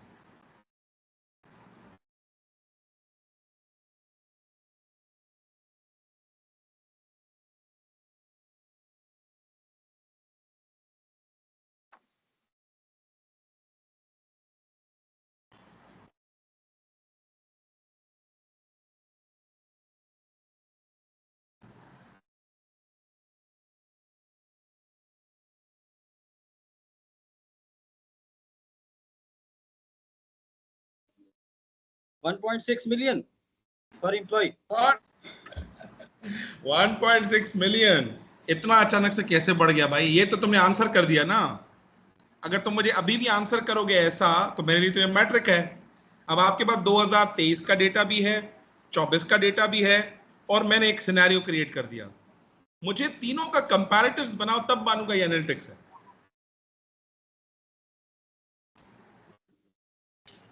अच्छा, मैं एक ग्रुप में ना हिंट देता हूं. हिंट 2023 में था 2 लाख, ठीक है. 2024 में था 4 लाख, लेकिन सेठ ने ख्वाहिश जाहिर की 50% लोगों को फारिग कर दो. तो मुझे बताओ 4 लाख से अचानक 1.6 मिलियन हो गया. अब एनालिटिक्स की बात करो ना, ट्रेंड एनालिसिस. जी बताओ. अच्छा मुझे बता, इसका हिंट ये है कि 2023 को 24 से कंपेयर करोगे और 24 को सेठ की जो बात है ना 50% लोग उड़ा दो, उससे कंपेयर करोगे. तो नाउ यू हैव 3 केसेस. तीनों की कंपैरिजन करके आंसर कर दो.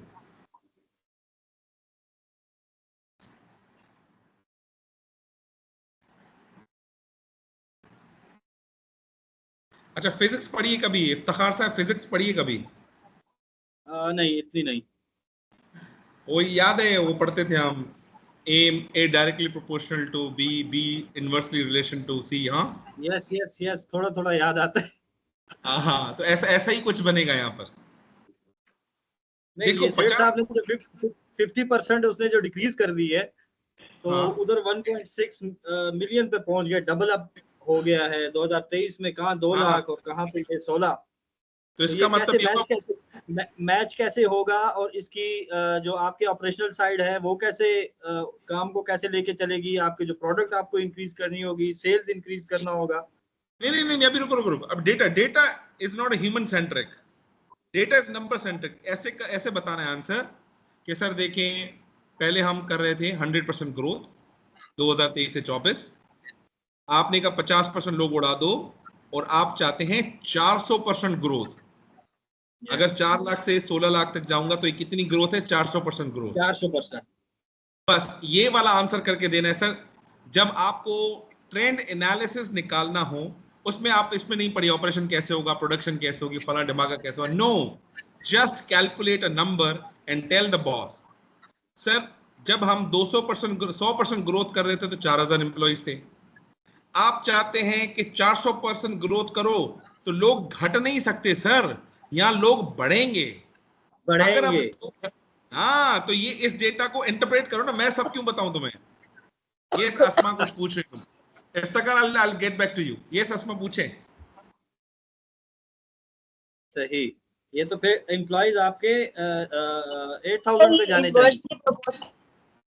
हाँ, एम्प्लॉइज तो मतलब जो डेटा, जो ट्रेंड और जो चीजें शो हो रही हैं उसके मुताबिक तो एम्प्लॉइज आपके डबल होने चाहिए, मींस 8000 पे जाने चाहिए स्ट्रेट अवे।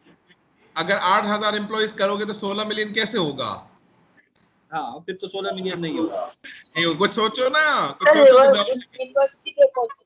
सर जो आप फिजिक्स की बात करते हैं इनवर्सली प्रोपोर्शन है, यानी एम्प्लॉइज के घटने और बढ़ने से जो है आपकी से जो ओवरऑल रेवेन्यू है उसमें जो फर्क पड़ रहा है वो एब्सोल्युटली यस, एब्सोल्युटली यस, यही आंसर करना है। असमा बिल्कुल सही कह रही है कि एम्प्लॉय के बढ़ने से, ये सॉरी, एम्प्लॉय के घटने से आपकी पर एम्प्लॉय रेवेन्यू बढ़ जाएगा। बिल्कुल सही कह रही है ये। अगर एम्प्लॉय बढ़ जाएगा तो आपका रेवेन्यू घट जाएगा। अब ये जो बढ़ जाएगा घट जाएगा ना, इसकी मुझे परसेंटेज न्यूमेरिकल वैल्यू लगा के दो बस।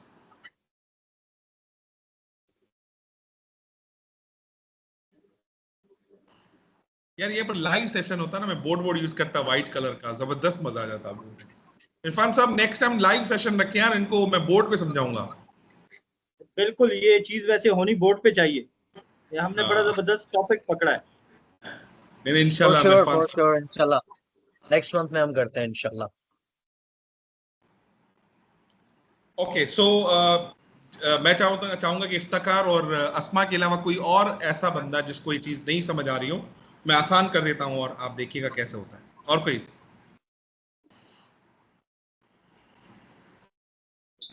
सर मुझे नहीं अंडरस्टैंड हो रही है बात। कौन बोल रहे जी? किसको समझ नहीं आ रहा? शफीक बोल रहा हूँ सर, मुझे अंडरस्टैंड नहीं हो रही है। शफीक साहब आप यस, शफीक आप देखें, पहला क्वेश्चन जो 800 मिलियन डिवाइडेड बाय 4000 वाला आप कर रहे थे, आंसर आ रहा था। शाहजेब ने बिल्कुल सही जवाब लिखा है। हाँ जी, क्या कह रहे हैं आप? 2 मिलियन आ रहा था, 200 तक आप आ क्लियर रहा कर था। गए, यहाँ तक आपको समझ हाँ, आ ये गई भी बात? केपीआई की भी समझ आ गई मुझे। ये जो एनालिटिक्स आ रहा है इसमें थोड़ा सा हुआ है। हम इस पे बात करें। तीसरा क्वेश्चन जो मैंने लिखवाया था वो पढ़ें तो आप।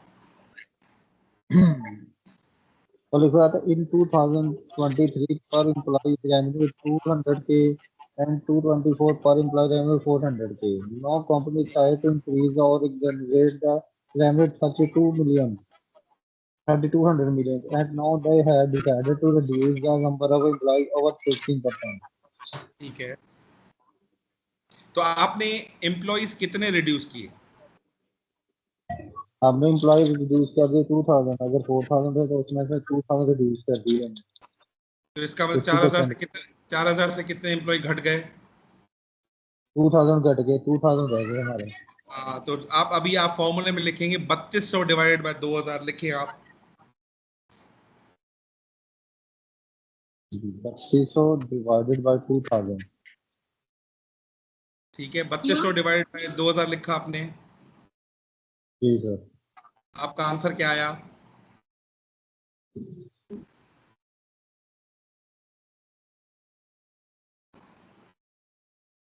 1.6। अब मुझे बताएं, 2023 और 2024 को कंपेयर करो, कितनी ग्रोथ है? 200। ऑलमोस्ट 100% ग्रोथ है ना? 100% ग्रोथ हो गया, 2 से 4 हो गया। जी जी सर। अब तुम 4 लाख को 16 से कंपेयर करो, कितनी ग्रोथ है? 4 लाख को 16 से कंपेयर किया तो 400% ग्रोथ हुई। जी जी। जब 400% ग्रोथ पे जा रहे हो तो कोई चीज घट भी रही है, वो कौन सी चीज घट रही है? सर एम्प्लॉइज की रिड्यूस हो रहा है हमारा। एम्प्लॉइज कितने % रिड्यूस हो रहे हैं? 50% रिड्यूस हो रहा है। अब तुम ऐसा करो, चैट बॉक्स खोलो, शाहजेब साहब हैं, इन्होंने बड़ा ब्यूटीफुल तरीके से लिखा है, और ये पढ़ो जो तुमने जवाब दिया, शाहजेब का जवाब पढ़ो, तुम्हें समझ आ जाएगा। शाहजेब साहब, thank you very much for making thing easy यार। शाहजेब साहब, थैंक यू। शाहजेब साहब ने दिया चैट बॉक्स में।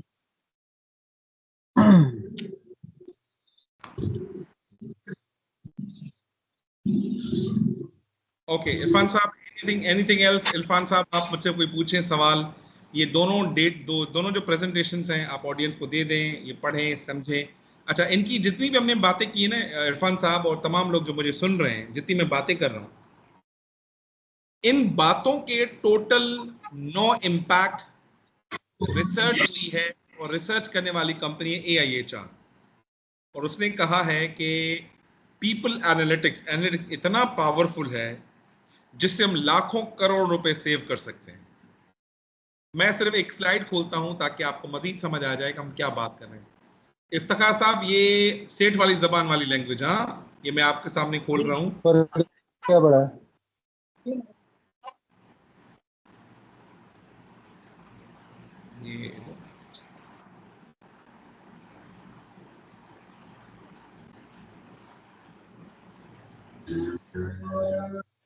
ये पहला case study Credit Suisse company थी। उन्होंने कहा कि हम प्रिडिक्ट कर सकते हैं कि कितने लोग हमें छोड़ के जाएंगे। सिर्फ ये एनालिटिक्स लगाने के बाद इन्होंने उसी साल $70 मिलियन की सेविंग की थी। और ये कैसे की थी, इस छोटे से केस स्टडी के अंदर लिखा हुआ है। ये आधे पेज की केस स्टडी, अब जरूर पढ़िएगा, और मुझसे डिस्कस करना चाहे मैं आपको अपना लिंक्डइन पेज, अपना यूट्यूब पेज, सब कुछ बताऊंगा, ताकि आप मुझसे कनेक्टेड रहें और इसी तरह से सीखते रहें आप लोग, ठीक है। FMCG में पीपल एनालिटिक्स का क्या इम्पैक्ट था? उन्होंने कहा कि हमने ROI 400% तक लेकर गए पहले साल में। ये सारी जबानें जो लिखी हुई है ये सेट बेस्ड जबानें हैं कि मुझे पीपल एनालिटिक्स इम्प्लाई करने से क्या कंपनी को फायदा होगा। फायदा हमेशा 4 तरीकों से गिनेंगे। पहला फायदा गिनेंगे जी, मैं चैट बॉक्स में लिख रहा हूं। पहला फायदा फाइनेंशियल, दूसरा फायदा कि आपके काम करने से कस्टमर डिलाइट, आपके इसी फायदे से तीसरा फायदा कि ऑपरेशंस बेहतर हो रहे हैं एनालिटिक्स करने से, ऑपरेशन एक्सीलेंस। चौथा फायदा क्या आपके इसी एनालिटिक्स से लोगों की डेवलपमेंट हो रही कि नहीं हो रही। अगर ये 4 काम हो रहे हैं तो सेट विल मच हैप्पियर कि आपकी एनालिटिक्स करने से फाइनेंशियल, कस्टमर, ऑपरेशनल पीपल, लोगों को बड़ा फायदा हो रहा है। अगर आपकी जबान में चीजें नहीं हैं तो मैं नहीं समझता कि आपका पीपल एनालिटिक्स और HR एनालिटिक्स इसी काम का है, ठीक है जी। So this is from my side. थोड़ा सा समझाने की कोशिश की मैंने, उम्मीद करता हूं कि आपको थोड़ा बहुत समझ आया होगा इंशाल्लाह। फिर बाकी ओवर टू मिस्टर इरफान साहब। अच्छा, पहले हम सवाल ले लेते हैं। उस्मान अली, आपका कोई सवाल है शायद? आवाज आ रही है सर आपको? इस वक्त जी आ रही है उस्मान। मैं जो सर कंट्रीब्यूट करना चाह रहा था, पहले तो मैं रंजीत साहब को एक्सप्लेन किया, उन्होंने बहुत डिटेल से चीज़ों को एक्सप्लेन किया। तो ये जो 3 सिनेरियोज इन्होंने रखे, डिस्कशन जस्ट करना चाह रहा था कि फर्स्ट जो सिनेरियो था 2023 का, अभी 2024 का, तो 100% तो कॉस्टिंग बता रही है कि 100% ग्रोथ ऑलरेडी कंपनी अचीव कर चुकी हुई है, 1000 टाइम्स है। तो बेसिकली चीज़ें डिपेंड करती हैं। अगर तो आप थोड़ा सा लाउड बोलेंगे, थोड़ा सा? मेरी आवाज़ आ रही है सर आपको? जी प्लीज कंटिन्यू करें। मैं बेसिकली यही कंट्रीब्यूट करना चाह रहा था कि जो 100 इंक्रीज इंक्रीज आया, 50% इंक्रीज आया एक साल के अंदर, तो फोरकास्ट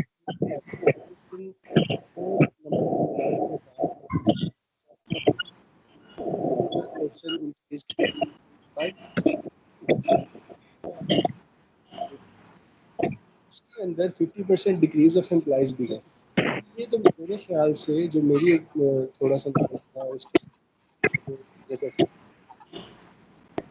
ये डिपेंड करता है ऑर्गेनाइजेशन के स्ट्रक्चर के ऊपर। अब क्योंकि दो का है, का है, रोबोटिक्स का है, क्योंकि मेरा मैन्युफैक्चरिंग यूनिट के साथ है, मैन्युफैक्चरिंग के अंदर तो लेबर बहुत ज़्यादा कम होता है। वो वाले टूल्स को अचीव करना बहुत आसान है, लेकिन पॉइंट ऑफ व्यू से तो अंदर का पड़ेगा इस चीज़ को करने के लिए उसकी अपनी इन्वेस्टमेंट बहुत ज़्यादा ह्यूज हो जाएगी। तो ओवरऑल एचआर का तो यही पर्सपेक्टिव है, यही बात उसको समझानी है। तो इतने पैसे हम खर्च कर सकते हैं कि रोबोट्स ले आए इंसानों की जगह पे, या मशीनें ऐसी आ जाए जो ऑटोमेशन को अचीव, अदरवाइज अचीव करना थोड़ा टफ है। डिक्रीज ऑफ ये जस्ट सॉरी कंट्रीब्यूशन ही करना उस्मान, चाह रहा आपकी वॉइस काफी ड्रॉप हो रही है। आप चैट में लिख सकें तो दैट विल बी ग्रेट। आपकी आवाज काफी ड्रॉप हो रही है। राणा नवीद साहब, आप कुछ कंक्लूड करना चाह रहे हैं?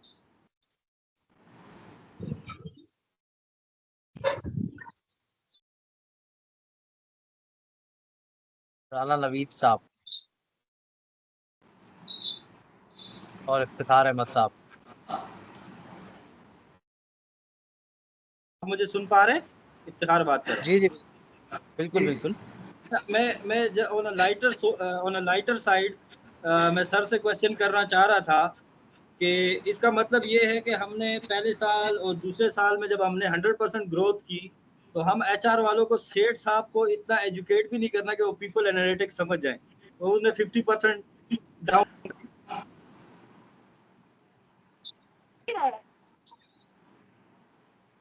उन्होंने स्ट्रेंथ ही 50% डाउन कर। अच्छा ये तो खैर वैसे मैं लाइटर साइड पे कह रहा था।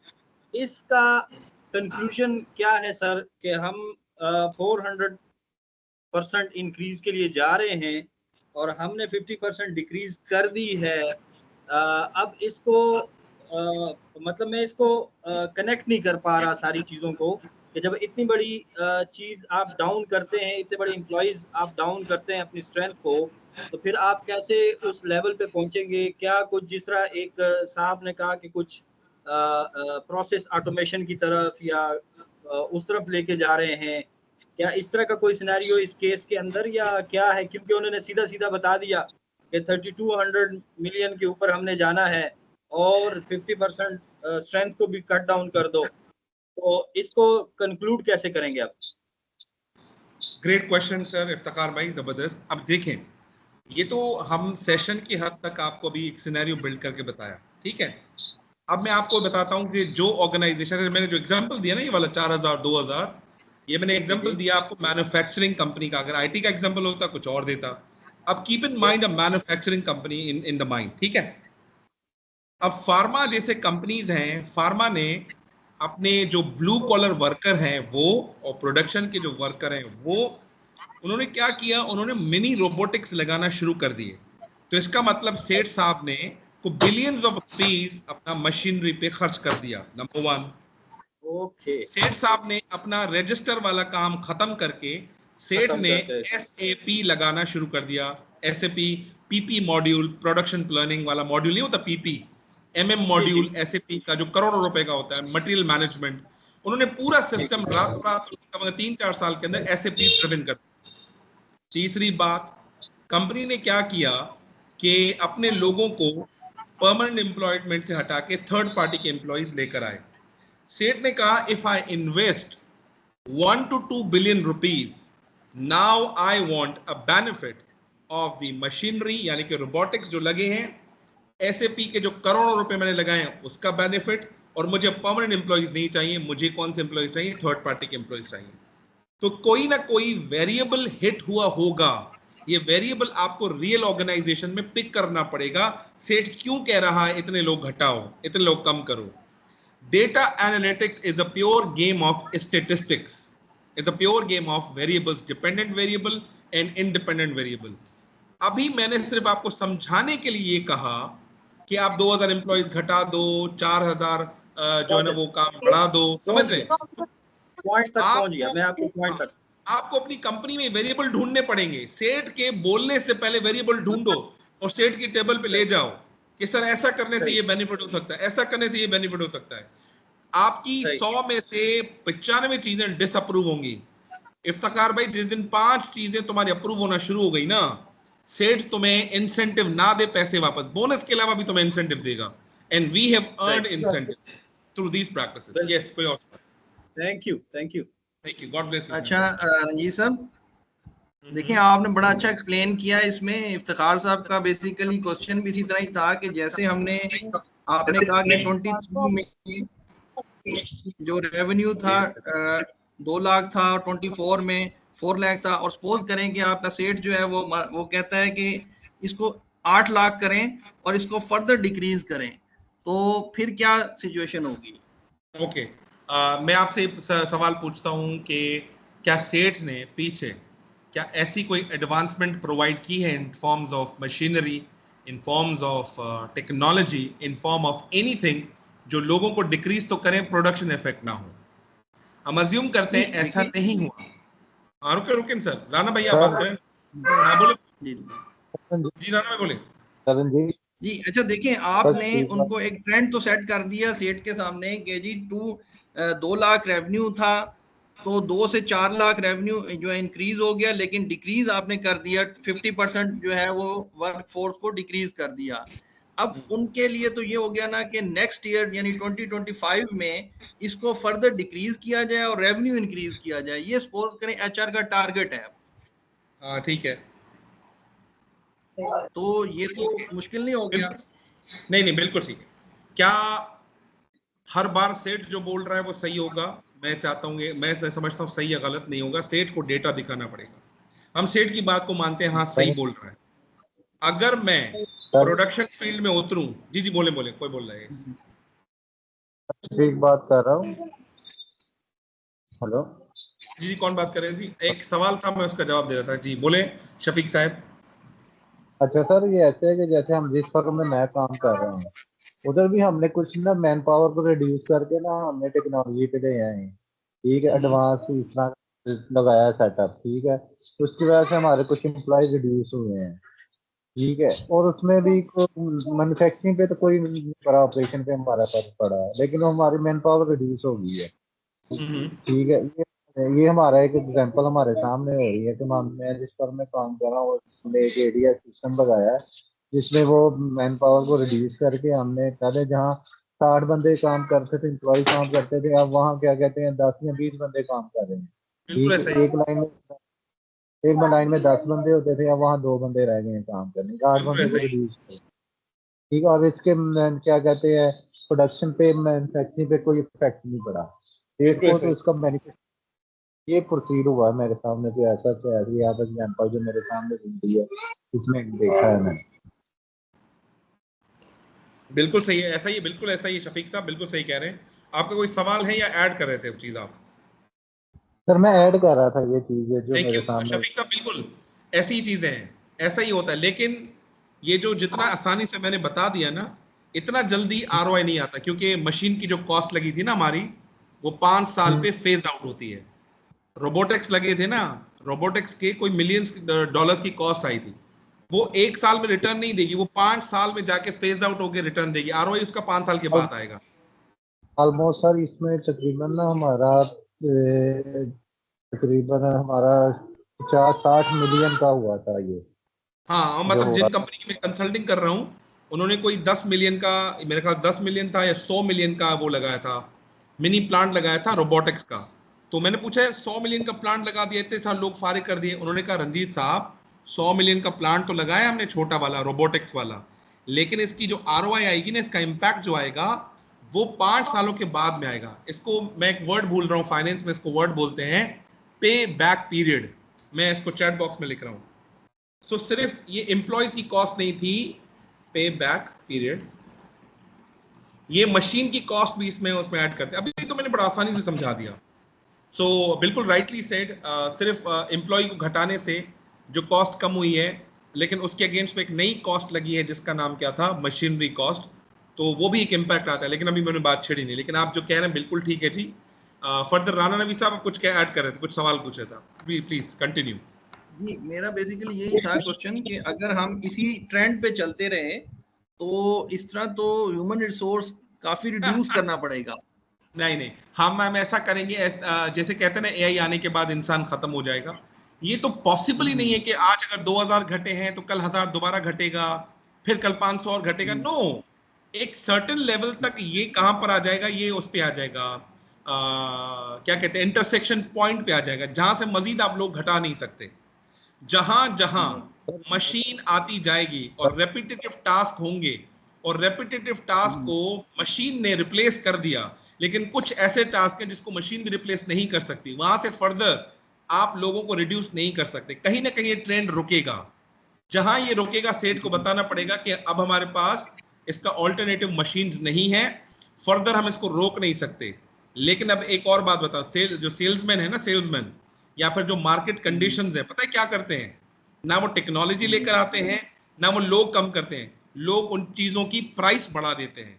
अब जैसे कि मैं नेस्ले कंपनी में हेड ऑफ सेल्स कैपेबिलिटी हूं, मेरा रोल जो है, I am head of sales capability Burke corporation, और मैं नेस्ले का बिजनेस देखता हूं, पूरे पाकिस्तान का और ईस्ट अफ्रीका का। तो वहां पर अगर मैं एग्जैक्टली प्राइस कोट नहीं करूंगा, फॉर एग्जांपल, नीडो की जो प्राइस थी वो 200 रुपए डब्बा था। अब मैंने प्रोडक्शन भी नहीं घटाई और मैंने लोग भी नहीं घटाई, नीडो की प्राइस 200 से 350 रुपए हो गई। ये तो खुदा का सबसे बड़ा रहम हुआ ना मुझ पे, ऑटोमेटिक मेरा रेवेन्यू बढ़ गया। So this could be the possibility to increase the revenue as well. सेठ कहता है कुछ करो, रेवेन्यू लेकर आओ, but the price impact is also the part of the revenue that is increasing in the company as well, right? So जब आप data से खेलना शुरू करेंगे ना, डेटा से खेलना शुरू करेंगे, अभी तो मैंने आपको सिर्फ छोटी सी चिंगारी लगाई है, आप इतना कुछ प्रिडिक्ट करेंगे, बहुत मजा आएगा आपको इस तरह से।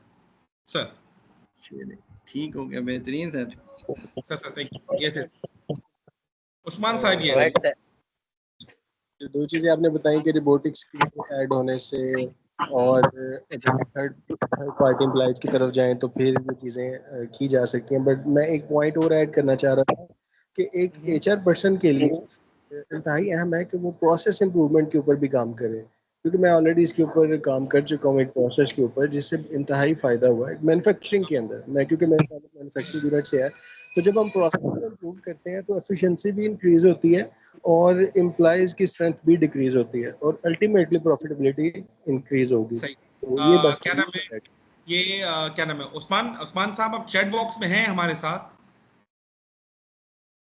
उस्मान आपके मैसेज के फौरन बाद ना मिस माविश ने उन 4 वर्ड्स को लिखा है जो आपने कहा ना, प्रोसेस इंप्रूवमेंट, बेसिकली वही तो वर्ड है, ऑपरेशनल एक्सीलेंस। आप बिल्कुल ठीक फरमा रहे थे, हमारी लैंग्वेज डिफरेंट थी, बात हम वही कर रहे हैं कि एचआर को ऑपरेशनल एक्सीलेंस की तरफ जाना चाहिए, गैप एनालिसिस निकालना चाहिए, कौन से ऐसे फैट है ऑर्गेनाइजेशन के अंदर जिसको लीन करना चाहिए। आप बिल्कुल सही फरमा रहे हैं, process improvement and operational excellence एक ही बात है, और इसको इंजीनियरिंग फॉर्म में बोलते हैं बिजनेस प्रोसेस री इंजीनियरिंग, एक ही बात है ये वाला। एनीथिंग एल्स इरफान साहब, anything else that you want to ask? बिल्कुल मैं बस ये कहना चाह रहा हूँ कि ये इसी के थ्रू हम डेटा ड्राइवन डिसीजन लेते हैं। जब हमारे पास प्रॉपर एनालिटिक्स होंगे, हमारे पास इतने सारे फॉर्मूलाज हैं, तो हम इसी के थ्रू जो है वही कह रहे हैं कि हम सेट वाली लैंग्वेज बोल सकते हैं, आई गेस।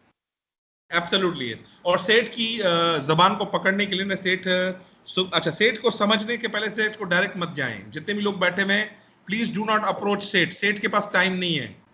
अगर आपको सेट को तक पहुंचना है, सेट के पास सुबह 9:30 बजे और हर महीने की 7 तारीख को फाइनेंस का डिपार्टमेंट उनको एक रिपोर्ट भेजता है, और शाम को 7:30 या 8 बजे एक रिपोर्ट भेजता है, उसको बोलते हैं daily profit and loss, daily balance sheet, daily cash flows और चेंजेस इन इक्विटी। ये 4-5 रिपोर्टें सेट को भेजी जाती हैं।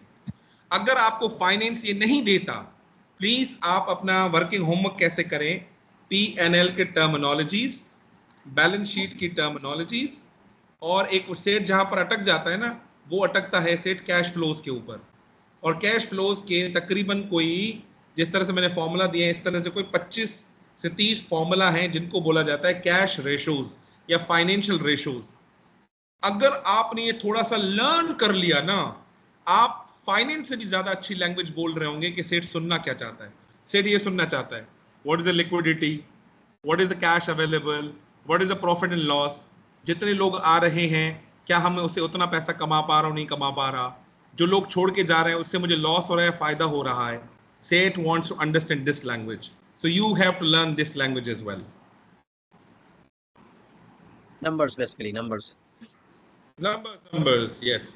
और सेठ की दो दुखती रगे हैं, sales numbers and production numbers, अगर मैन्युफैक्चरिंग है तो। परफेक्ट। बिस्मा का कोई सवाल है? बिस्मा प्लीज, उसके बाद हम कंक्लूड करते हैं इसको।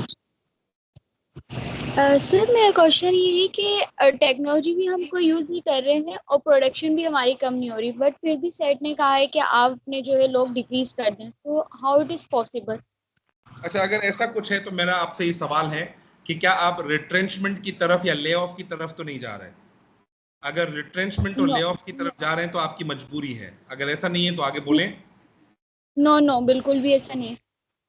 अगर ऐसा नहीं है, सेठ कह रहे हैं कि यार मुझे इतने नंबर ऑफ लोग कम करके दो, तो मुझे बताओ कि आपके तमाम जितने भी लोग हैं उनकी सबकी job description, job specification, workload analysis और जॉब साइज सबका बना हुआ है आपके पास?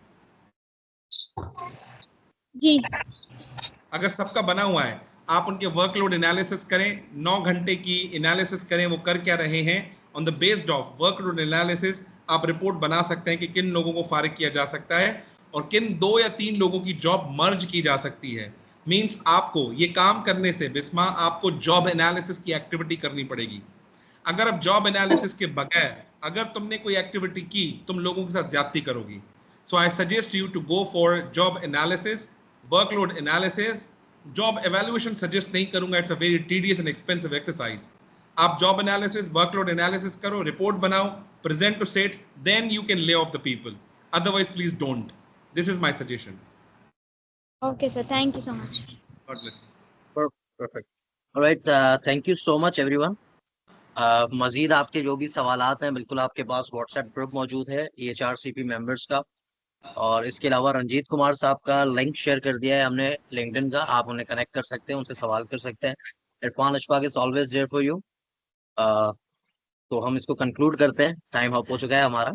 Thank you so much everyone for joining, and specially thank you so much Ranjit साहब for the wonderful session. And thank you very much guys. If you like this session, please show your thumbs up ताकि मेरा दिल खुश हो कि आप लोग कुछ समझ पाए। God bless you. इंशाल्लाह आपसे होती है मुलाकात। Thank you so much sir. Thank you. ठीक है जी, ठीक है। Thank you इरफान साहब, thank you very much. Thank you. God bless you. Thank you everyone. Thank you so much. Ranjit साहब का पॉडकास्ट लाजमी देखिएगा, बहुत आपको इंफॉर्मेशनल चीजें मिलेंगी वहां से, बहुत इंसाइटफुल चीजें मिलेंगी। Thank you, thank you, thank you everyone. Thank you.